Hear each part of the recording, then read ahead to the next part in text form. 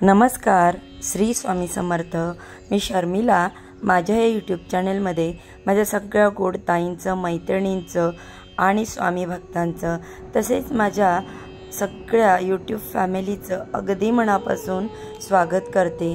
आजचा दिवस तुम्हाला खूप सुखाचा, आनंदाचा, भरभराटीचा आणि स्वामीमय जावो हीच महाराजांच्या चरणी प्रार्थना करते आणि आपल्या आजच्या या नवीन व्हिडिओला सुरुवात करते। सर्व मंगल मांगल्ये शिवे सर्वार्थ साधिके शरण्ये त्र्यंबके गौरी नारायणी नमोस्तुते। लवकरच शारदीय नवरात्रीला सुरुवात होणार आहे आणि शारदीय नवरात्रीच्या पहिल्या दिवशी घरोघरी घटस्थापना केली जाते, घट बसवले जातात आणि बघा आपण आपल्या कुलदेवतेच्या प्रती हा घट बसवत असतो आणि बघा घट बसवल्यानंतर जेव्हा तो घट भरपूर दाट आणि भरगच्च असा उगवतो तेव्हा आपल्या घराची प्रगती होत असते। आपण रुजवलेले धान्य जेवढं जास्त उगवतं तेवढं आपल्या कुटुंबाची जास्त प्रगती, भरभराटी होते आणि आपल्या कुटुंबाची भरभराट होऊन घरामध्ये सुख समृद्धी नांदते असा एक समज आहे। आपल्या घरामध्ये अशा प्रकारचं धान्य जर चांगल्या प्रकारे उगवलं तर आपल्या शेताला देखील बहर येतो, आपल्या कामधंद्यामध्ये, नोकरीमध्ये चांगली समृद्धी प्राप्त होते असा एक समज आहे। त्यासाठी आपण जेव्हा घट लावतो तेव्हा तो योग्य रीतीने लावावा जेणेकरून तो घट चांगला आणि भरगच्च उगवावा। बऱ्याच वेळा काय होतं की बऱ्याच जणांचा घट जो आहे तो उगवतच नाही, त्यामध्ये टाकलेले धान्य कुजून जातं किंवा घट उगवल्यानंतर तो पिवळा पडतो, घरातील घटाला भुरा लागतो किंवा वास देखील येतो। अशी बरीचशी कारणं आहेत जी घट उगवत नाहीत व्यवस्थित। अतिशय सोपा आणि योग्य पद्धतीने कसा घट बसवावा जेणेकरून आपलं जे धान्य आहे ते भरगच्च उगवेल, हिरवगार होईल आणि दाटसर घट असा आपला उगवेल। जर तुम्ही या टिप्स फॉलो केल्या आणि घट बसवला आणि त्याची योग्यरित्या जर काळजी घेतली तर तुमचा घट देखील भरगच्च उगवेल आणि अगदी तुम्ही शहरामध्ये राहत असाल किंवा बंदिस्त घरामध्ये राहत असाल तरी तुमचा घट जो आहे तो भरगच्च उगवणार आहे। त्यासाठी कोणत्या टिप्स फॉलो करायच्या, कशा प्रकारे आपण घटाची काळजी घ्यायची आहे याबद्दलचा सविस्तर व्हिडिओ आणि मी तुमच्यासाठी माझ्या चॅनेलवरती घेऊन आलेली आहे। त्यामुळे व्हिडिओ स्किप न करता शेवटपर्यंत नक्की बघा आणि हा व्हिडिओ जास्तीत जास्त लोकांपर्यंत शेअर करायला विसरू नका। तर बघा आपण जेव्हा घट बसवतो तेव्हा माती कोणती निवडावी हा प्रश्न देखील खूप महत्त्वाचा आहे। बऱ्याच वेळा आपण जी शेतातील माती आणतो, काळी माती आणतो त्याला आपण वावरी म्हणतो, परंतु बऱ्याच जणांना शहरामध्ये ही जी वावरी जी आहे ती मिळत नाही, तर त्यांना जी माती अवेलेबल होईल, लाल माती अवेलेबल झाली तरी ती घेऊ शकता, पण माती जी आहे ती चाळून घ्यायची नाही, खूप बारीक अशी माती घ्यायची नाही, माती जाडसर असावी। म्हणजे आपण जिथे माती घेऊन आलेलो आहोत त्याच्यावरती गंगाजल शिंपडायचं आहे आणि ती माती जाड असेल तरी चालेल, त्यामध्ये थोडेसे खडे असावेत। माती जर खूप मऊ असेल, त्यामध्ये खडे नसतील तर त्यामध्ये तुम्हाला वाटीभर वाळू मिक्स करायची आहे। वाळू मिक्स केल्याने आपल्या घटामध्ये जो पाणी आपण घालतो त्याचा निचरा व्यवस्थित होतो आणि बऱ्याच वेळा बघा माती मऊ असेल तर ती माती दबली जाते आणि त्या पाण्याचा निचरा होत नाही आणि घट जो आहे तो व्यवस्थित उगवत नाही। धान्य जे आहे ते मातीमध्ये दबलं जातं आणि धान्य जे आहे ते कुजतं, त्याला वास येतो, त्याला मोड उगवत नाहीत आणि जे धान्य आहे ते न उगवता कुजून वेस्ट जातं आणि आपला घट जो आहे तो 4-5 दिवस झालं तरी उगवत नाही। तर बघा यासाठी आपल्याला माती जाडसर घ्यायची, त्यामध्ये थोडीशी वाळू मिक्स करून घ्यायची आहे। त्यानंतर दुसरा प्रश्न आपल्याला खूप महत्त्वाचा असा पडतो आणि तो म्हणजे आपण धान्य कोणतं निवडावं। बऱ्याच जणांना बघा जी सप्तधान्याची पुडी मिळते विकत तर ती बरीच लोक घेत असतात आणि ते जर बघा व्यवस्थित बघून घ्या, ते टपोरे आहे का, कीड लागलेली नाही ना, अगदी व्यवस्थित आहे ना, तर असं धान्य असलं पाहिजे। कडक धान्य असलं पाहिजे, पोचट किंवा कुजलेलं धान्य आपल्याला घ्यायचं नाही, जे व्यवस्थित धान्य आहे ते घ्यायचं आहे। बऱ्याच वेळा बघा गावाकडे एकमेकांच्या घरातून धान्य मागून आणलं जातं किंवा एकमेकांना दिलं जातं, पण बघा शहरी भागामध्ये आपल्याला तुमच्या घरामध्ये जे काही धान्य आहे ते तुम्ही व्यवस्थित गोळा करून घ्या आणि नवं धान्य तुम्हाला घोळून व्यवस्थित घ्यायचं। टपोरे दाणे आपल्याला कडक असं धान्य घ्यायचं आहे। त्यानंतर तुम्हाला हे व्यवस्थित आहे का हे बघता येत नसेल तर ते थोड्याशा पाण्यामध्ये बुडवायचं आहे आणि बघा वाटीमध्ये धान्य घ्यायचं, त्याच्यामध्ये थोडंसं धान्य घालायचं आणि जे पोचट धान्य आहे ते वरती येतं आणि जे चांगलं आहे कडक धान्य आहे ते खाली राहतं आणि ते आपण योग्य ते धान्य गोळा करून घेऊ शकता।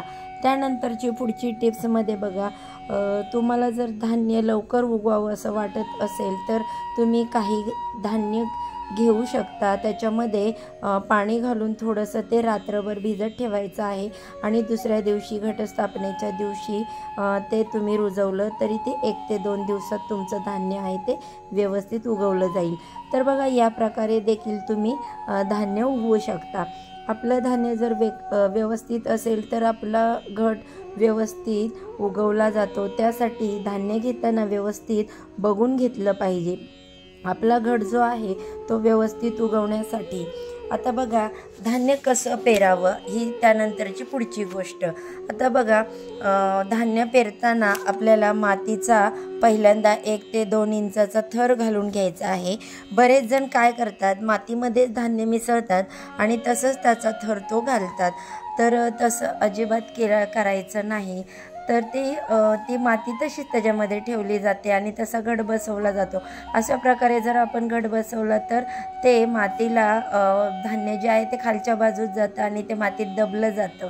त्यासाठी काय करायचं, पहिल्यांदाच मातीमध्ये धान्य मिक्स करायचं नाही, आधी मातीचा थर द्यायचा, मग त्याच्यावरती घट ठेवायचा आणि मग त्याच्यानंतर घटाच्या चहूबाजूनी हे धान्य जे आहे ते व्यवस्थित पेरून घ्यायचं, पसरून घ्यायचं आणि मग त्यानंतर आपल्याला मातीचा हलक्या हाताने 1 थर द्यायचा आहे। जास्त माती घालायची नाही, थोडीशीच माती घालायची, म्हणजे ते धान्य जे आहे ते व्यवस्थित उगवतं, व्यवस्थित जे भिजलं जातं आणि दुसऱ्याच दिवशी त्याला अंकुर फुटतात आणि ते धान्य लगेच उगवलं जातं। आणि तुम्ही जर व्यवस्थित अशी माती घातली नाही तर ती खाली मातीत दबलं जातं धान्य आणि ते व्यवस्थित उगवत नाही, त्यामुळे ते अगोदरच मातीत धान्य घातलं तर ते दबलं जातं आणि व्यवस्थित उगवत नाही, तर त्यासाठी अगोदर धान्य घालायचं नाही। आता बघा मी सांगितल्याप्रमाणेच चारी बाजूनी घटाच्या धान्य घालून घ्यायचं आणि त्यावरती हलक्या हाताने माती पसरून घ्यायची आहे। माती खाली आपल्याला 2 इंच आणि वरती थोडीशी धान्याच्या माती घालायची आणि हा मातीचा घट ठेवाल तेव्हा तो स्वच्छ धुवून घ्यावा। त्यामुळे काय होतं, मातीच्या घटामध्ये जी छोटी छोटी छिद्र असतात तर ती ओपन होतात आणि त्यामुळे पाण्याचा निचरा छान होतो आणि त्यामध्ये पाणी जे आहे ते व्यवस्थित जिरपलं जातं आणि त्यामुळे आपल्या घटाला जास्त पाणी घालण्याची गरज लागत नाही। यानंतर बघा पाणी किती घ्यावं, किती पाणी घालावं हा पुढचा प्रश्न आहे। तर बघा पाणी घालत असताना जास्त पाणी घालू नये। पाणी घालत असताना आपण ग्लासनी किंवा तांब्यानी भरपूर प्रमाणामध्ये ओतायचं नाही, फक्त माती ओली होईल इतपत पाणी शिंपडायचं आहे पहिल्या दिवशी। आणि घटावरती जो नारळ ठेवलेला आहे तो नारळ एकदा ठेवला की त्या दसऱ्यापर्यंत हलवायचा नाही। बरेच जण काय करतात, नारळ उचलतात आणि घटामध्ये पाणी घालतात, तर ते असं अजिबात करायचं नाही। एकदा घट बसवला की तो हलवला जात नाही। त्या घटामध्ये पाणी भरपूर ठेवायचं भरून आणि त्याच्यावरती नारळ ठेवायचा। बघा घट हा मातीचा असल्यामुळे त्याच्यातून पाण्याचा निचरा होत राहतो आणि जास्त पाणी घालण्याची आवश्यकता लागत नाही। त्यासाठी रोज मातीला हात लावून बघायचा। माती जर खूप कोरडी वाटत असेल तर तुम्ही हाताने किंवा मग स्प्रे बॉटलने पाणी स्प्रे करू शकता। पण जास्त पाणी रोज भरपूर प्रमाणामध्ये घटामध्ये घालायचं नाही आणि ते जर तसं तुम्ही घातलं तर धान जे आहे ते कुजलं जातं आणि घट व्यवस्थित उगवत नाही। शिवाय तुमचा घट जर थोडासा उगवला असेल आणि तुम्ही जास्त प्रमाणात पाणी घातलं तर तो घट जो आहे तो पिवळा पडतो आणि त्यामध्ये उगवलेले धान्य जे आहे ते पिवळसर होतं। त्यासाठी आपण पाणी घालत असताना अगदी कमी पाणी घालावं। घट तुम्ही घरामध्ये बसवला नंतर तुमचे घराचे दरवाजे खिडक्या 2 तास का होईना पण उघडे ठेवावे, कारण बघा कोणत्याही वनस्पतीला थोडीशी हवा लागली की मोकळी हवा की ती धान्य जे आहे ते व्यवस्थित उगवतं।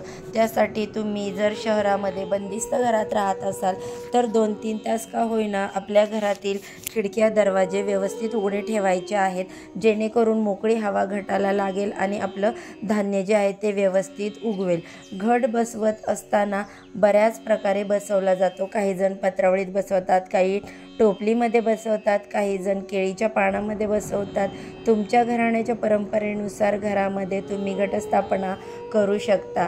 घटस्थापना करत असताना काही गोष्टींची काळजी आपल्याला घ्यायची आहे। जर तुम्ही पत्रावळीवरती घट बसवत असाल तर पत्रावळीवरती जो प्लॅस्टिकचा कागद असतो तो आपल्याला काढून घ्यायचा आहे, कारण प्लॅस्टिकमधून पाण्याचा निचरा होत नाही आणि आपला जो घट आहे तो व्यवस्थित उगवला जात नाही। यासाठी आपल्याला पत्रावळीवरचा प्लॅस्टिकचा कागद काढून घ्यायचा आहे आठवणीने।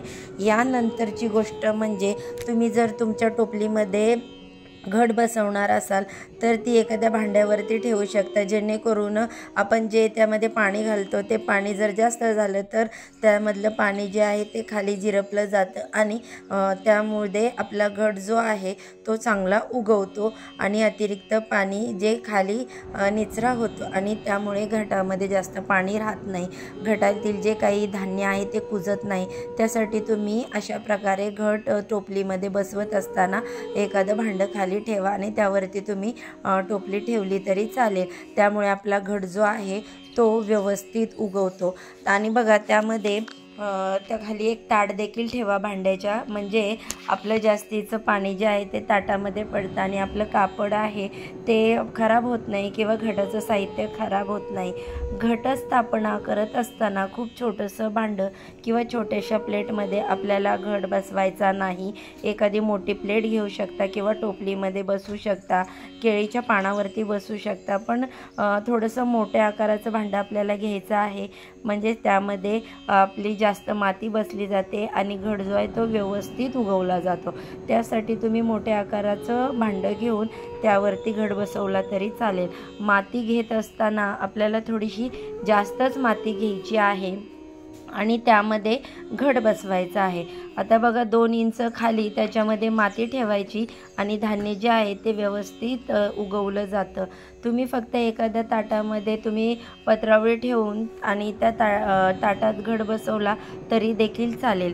तुमच्या परंपरेनुसार तुम्ही घट बसवू शकता।